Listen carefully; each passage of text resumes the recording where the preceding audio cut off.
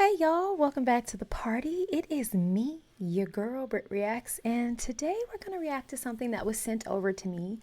And in lieu of, or in light of some of the new content I've been reacting to, I felt like this was a good mashup of old meets new. This is Bill Maher weighing in on if Trump's second term will affect his comedy. I'm intrigued. Let's find out. I mean, the Electoral College? It's the only thing worse than regular college. I mean, if Thomas Jefferson was alive, he would have two questions. One, Hamilton gets a musical before me? And two, we're still using that thing from 1787? In our pop That culture, Hamilton joke was it's good. been a rough week. We wanted to get in a lighter note. Legendary comedian Bill Maher is debuting his 13th HBO stand-up comedy special. This one's called Bill Maher. Is anyone else seeing this?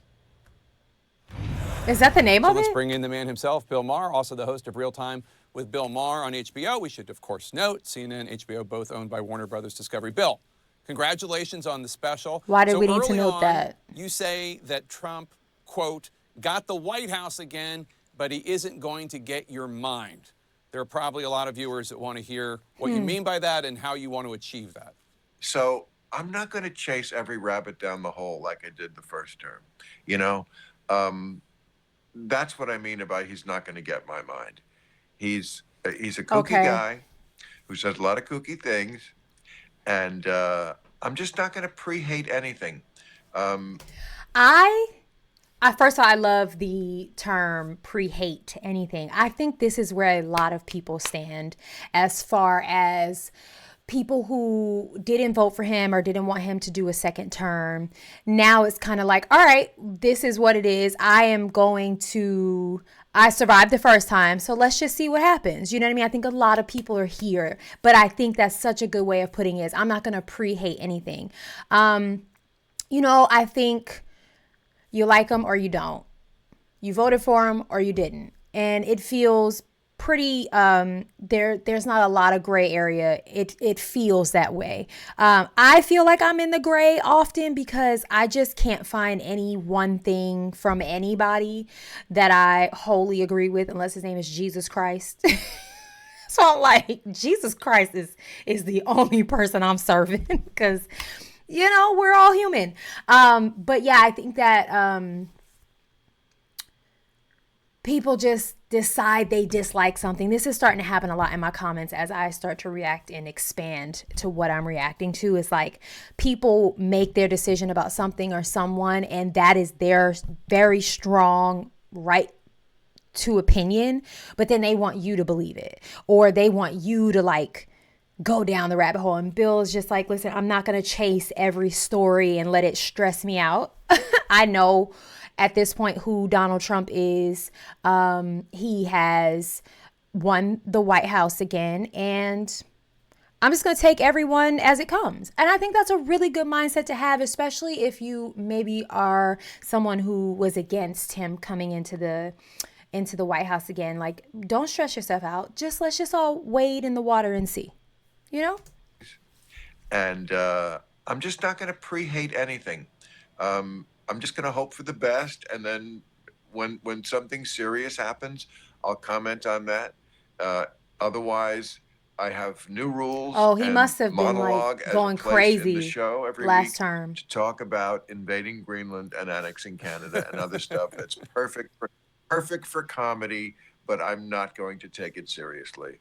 So I'm writing an election book, and one of the things I just stumbled on was a monologue you gave in October 2023, in which you warned the Democratic Party of Ruth Bader Biden. You were saying the American people think he's too old. You're worried about this. You had a great line about it doesn't matter if he's a national treasure and has done great things. If you got on an airplane and you heard that Buzz Aldrin was the pilot, you'd get off. I'm sorry for botching your very funny joke. But they didn't listen to you, but you... I'm sorry, that was hilarious. I don't know much about Bill Maher and his comedy at all. A lot of you had strong opinions when I reacted to a little snippet of Bill Burr on his podcast. So it feels like he's not as likable. Maybe, I don't know. But if that was like what his joke was, even in some form, that was funny. I'm sorry. A joke is a joke, folks. Take one. But they didn't listen to you, but you were proven correct. Yeah, and I felt I had standing to make that case because I had for so many years been the only person I know on television who was consistently railing against ageism. I have been saying for years, ageism is the last allowable prejudice that we can have in this country. You can always do the age jokes. You can always rail on people for being too old. And it was, as I said, a case by case basis. Some people at 70 are act like they're 100 years old, and some people are like 40-year-olds. Right. But this was a case, okay, where Biden was too old. Having made that case that it's a case by case basis, I was now saying, yes, some of those cases are that the person just is too old for the job. And he was going to be, much like Ruth Bader Ginsburg, someone who was seen in history as one who stayed at the fair too long and cost his... Ruth Bader Biden is crazy. I absolutely agree with this. I say this often in my music reactions. Like, you'll see some bands that the band is like in their 70s and they are still rocking out, and it's like something is keeping them young, whereas there are other 70-year-olds who, like he said, health wise or physically wise, equate more to someone who's been on the earth for 100 years.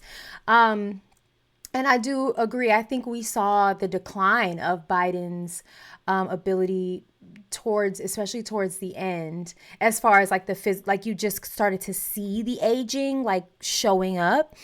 But I think any president in the 4 years that they are president is aging at supersonic speed because of the stress of being president. Like, you go in and you know, like, it's the opposite of having a birthday on a leap year. Like, you age 4 times the, like, 16 extra years. I mean, I remember like looking at a picture of Obama when he first went in, and when he came out after his 8 years, he was completely gray. There were all new types of traffic lines on his face. Like, it is probably got to be one of the most stressful jobs. And so I don't know how sharp Biden went in. That's not for me to diagnose. I'm using that word very loosely, but I think we saw the wear and tear and the stress really take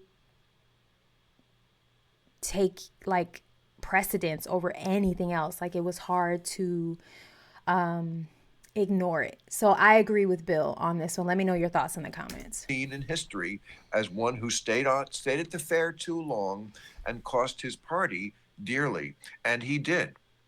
And you know, I don't think history is going to treat his party Joe Biden dearly. kindly for doing that. Donald Trump has spent a lot of time criticizing you. You told me a couple years ago on air that you were afraid of what Trump could theoretically do if he ever were returned to the White House. How do you feel now? Yeah, it's possible. Do I think he's going to start arresting comedians? I don't, but it's possible. And look, anything's possible with this guy. I'll put it this way. When George Bush was in the White House, it never even entered my mind. Never entered my mind that I couldn't say whatever I wanted to say without repercussions. And that's one of the great things about living in America. And we take America for granted and that kind of stuff. And maybe we can't anymore. So we'll see. But am I going to let it affect what I do? No. I mean, the day I feel like I can't say what I want without going to Guantanamo Bay, I'll just leave. I do want to ask you before you go, and congratulations. Okay, I have a question for you guys. He seems quite, obviously he's changed his tune, admittedly so, but here he seems quite kind of rational. Is this someone that you all would classify as radical left? Because I think the term like far right and radical left are just thrown at anyone who doesn't think like you. So like if you are someone who is conservative and you vote Republican, you're like anyone who's Democratic or is a Democrat and, you know, has more liberal values, they're far left. And it's just like, I feel like there should be some type of spectrum, but there isn't, because people are just so into whatever they believe, and that has to be fact, that they'll then just trash anybody that doesn't think like them. Where does Bill Maher today versus Bill Maher in, I guess, Trump's last term, where is he on the spectrum now? If this is his new way, if this is the way he's decided he's going to handle it, I guess is what I'm asking. Because again, I don't know a ton about his previous comments, his previous comedy, he and Trump's not so good relationship. So I'm interested to know, because I do feel like my comments, again, I've started to react to different things, and I think my comments are typically split right down the middle, which for me I think is great, because there's room for so much conversation and access to other perspectives that maybe people don't get in their everyday lives.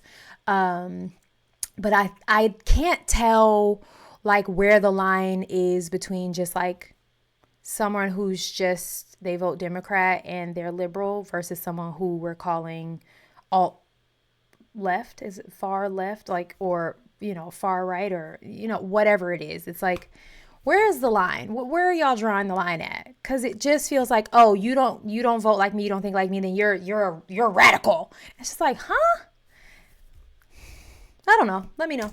Again on the special, but there's talk promulgated by you about maybe you quitting the HBO show, about maybe not touring anymore. No. Well, you said something to Jane Fonda about thinking about that. Where are you Fonda in your career? You still got a lot of good stand-up, a lot of good jokes in you, right? Like, tell us what's next. He's like over this interview. Okay. He's over it. I am stopping doing stand-up just because I'm tired of touring.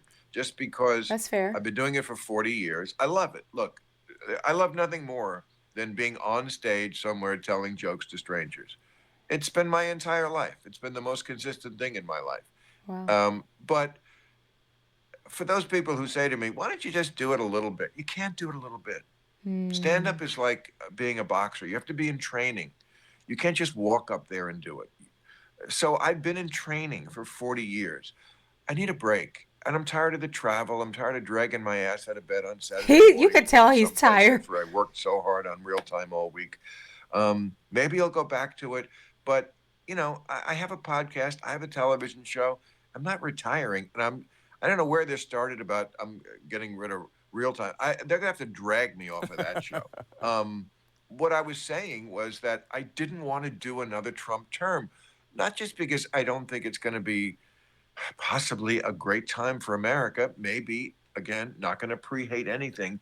But because I've already done all the jokes about He's Donald. over it. I don't know what else to say about the guy. He's over it. But, of course, he will provide us with a lot of new material, and I'll get into it. But I was hoping that in the episodic television show that is America, I was hoping for some new He just characters. called America an episodic television show. What season are we on? What season? Oh... He's got funny jokes, and they're very kind of like sterile. I don't know. I love the monotone of it all. Like, it's just very like, he just delivers so like ho-hum. It's great. Is this how he is on the show? I like it.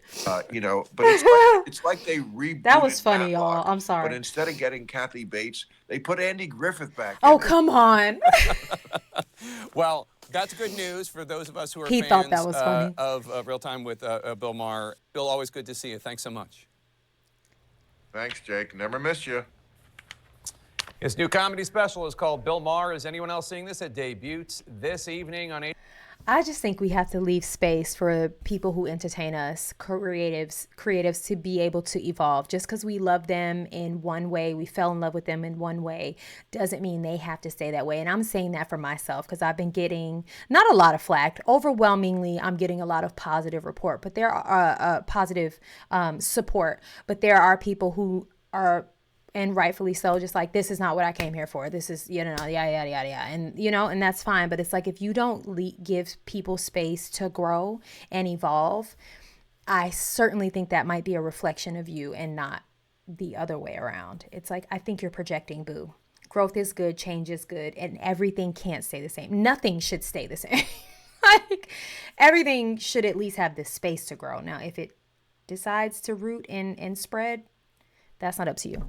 But yeah, I mean, give this man a break. He's said he's been doing it for 40 years. Touring is exhausting. As someone who's done it on no scale like that, it's exhausting. And I love that he talked about like the preparation. I think you think comics just get up there and can be funny. They write their material and edit their material for months and months and months on end. And then you got to think about like going up and performing is a whole nother aspect of it. So, I mean, respectfully, I hear him.